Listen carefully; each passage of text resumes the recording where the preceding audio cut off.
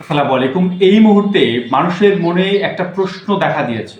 আচ্ছা, এত হাজার হাজার মিসাইল মারে বা ড্রোন মারে ইরান বা অন্যান্য প্রক্সি নেটওয়ার্কগুলো, হামাস, হিজবুল্লাহ, হুতি, কিভাবে ইসরায়েল এই মানে ডিফেন্স সেক্টর ব্যবহার করে এই মিসাইল বা এই সকল ড্রোনকে ধ্বংস করে দেয় কিভাবে? অর্থাৎ 10টা ড্রোন যদি মারা হয় সেক্ষেত্রে কিন্তু 9টা ড্রোনই ধ্বংস করে দেয়, অর্থাৎ মিসাইল ধ্বংস করে দেয়, একটা হয়তো বা টার্গেটে হিট করে, এরকম অবস্থা রয়েছে। কিভাবে এত স্ট্রং এয়ার ডিফেন্স সিস্টেমটা বানিয়েছে ইসরায়েল এবং কিভাবে তাদেরকে সুরক্ষা দিচ্ছে, কোন কোন প্রযুক্তি, কোন কোন এয়ার ডিফেন্স সিস্টেম। প্রথমেই বলবো ইসরায়েল 3টা এয়ার ডিফেন্স তাদের নিজস্ব প্রযুক্তিতে তৈরি এবং সেটা তাদের সুরক্ষা বলয় তৈরি করেছে। প্রথমে হচ্ছে অ্যারো ডিফেন্স সিস্টেম, এটা হচ্ছে ডেভিড স্লিম, এবং একটা হচ্ছে আয়রন ডোম।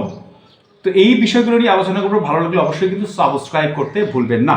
দেখেন, অ্যারো ডিফেন্স সিস্টেম 2400 কিলোমিটার দূরে যে সকল মানে মিসাইল এবং ড্রোন শনাক্ত হবে সেগুলো কিন্তু ধ্বংস করার জন্য এখান থেকে ইন্টারসেপ্টর ছুটে যায় এবং সেগুলোকে নির্ভুলভাবে ধ্বংস করে দেয়।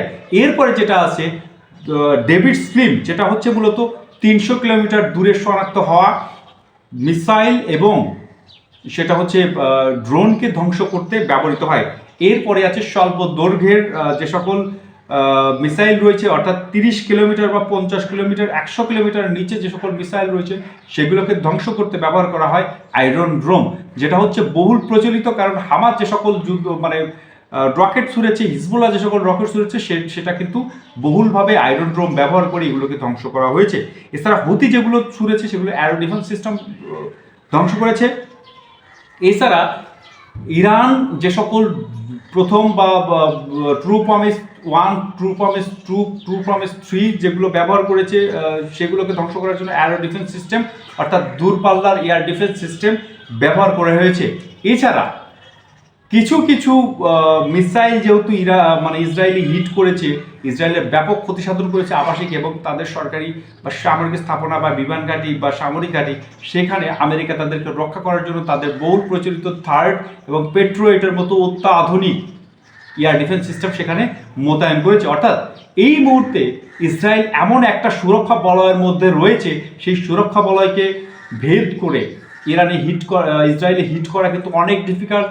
তারপরও হাজার হাজার কিলোমিটার দূর থেকে আঘাত করতেছে একের পর এক ইরান ইসরায়েলের উপরে নিখুঁতভাবে আক্রমণ করতেছে। যদিও তাদের 100টার মধ্যে 5টা 10টা 20টা আঘাত করতেছে, সেই 5টা 10টা মিসাইল বা ড্রোনই কিন্তু ইসরায়েলকে কাঁপিয়ে দিয়েছে। কারণ তাদের আয়তন মাত্র 25,000 কিলোমিটার এবং তাদের জনসংখ্যা মাত্র 95 লক্ষ। এছাড়া ভূমধ্য সাগরে, পারস্য উপসাগরে এবং ওমান উপসাগরে, আরব উপসাগরে কিন্তু প্রচুর পরিমাণে মার্কিন ডেস্ট্রয়ার রয়েছে, যাদের কাজ হচ্ছে বিভিন্ন ধরনের হুমকি যেগুলো ইসরায়েলের দিকে ধেয়ে যাবে সেগুলোকে ধ্বংস করা।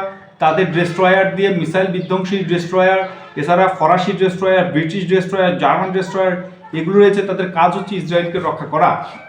অর্থাৎ বহুমাত্রিক একটা ডিফেন্স সেক্টরের মধ্যে কিন্তু এই মুহূর্তে ইসরায়েল রয়েছে, যেখানে ইরান যে সকল মিসাইল হিট করতেছে সেগুলো কিন্তু সৌদি আরবের উপর দিয়ে, জর্ডানের উপর দিয়ে, তারপরে না ইসরায়েলে যেতে হচ্ছে।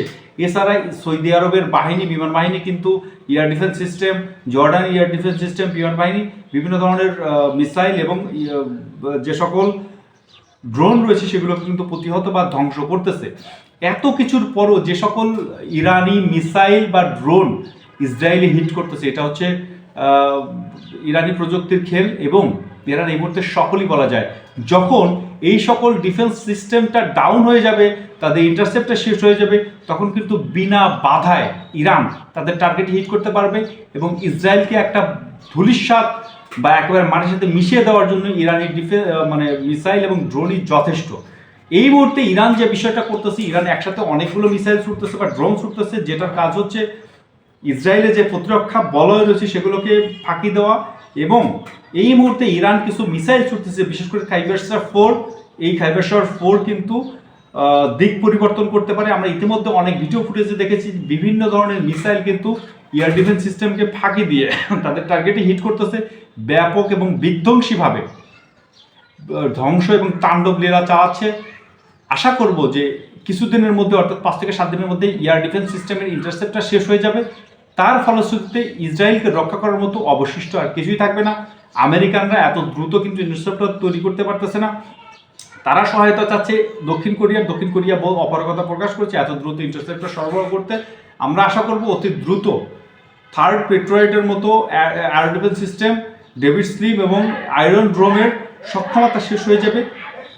এই সক্ষমতা শেষ হয়ে যাওয়ার ফলে তারা একটা মানে প্রতিরক্ষাহীনতায় ভুগবে এবং তাদের যে ধ্বংসলীলা ইরান চালাতে চাচ্ছে, ইরানের যে সক্ষমতা সেগুলো পুরোপুরি সেখানে কার্যকর করতে পারবে।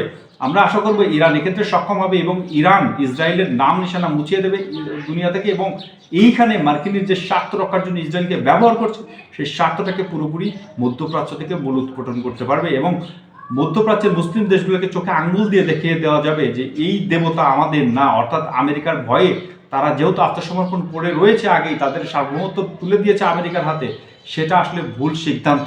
আমরা আশা করব ইরান এটা চোখ মানে আঙ্গুল দিয়ে দেখিয়ে দিতে পারবে এবং একটা সময় মধ্যপ্রাচ্যের মুসলিম দেশগুলো তাদের ভুল বুঝতে পারে, আবার ঐক্যবদ্ধভাবে এই সকল দানব বা হায়নাদের মোকাবেলা করতে সক্ষম হবে। শুভকামনা মুসলিমদের জন্য, মুসলিম উম্মার জয় হোক।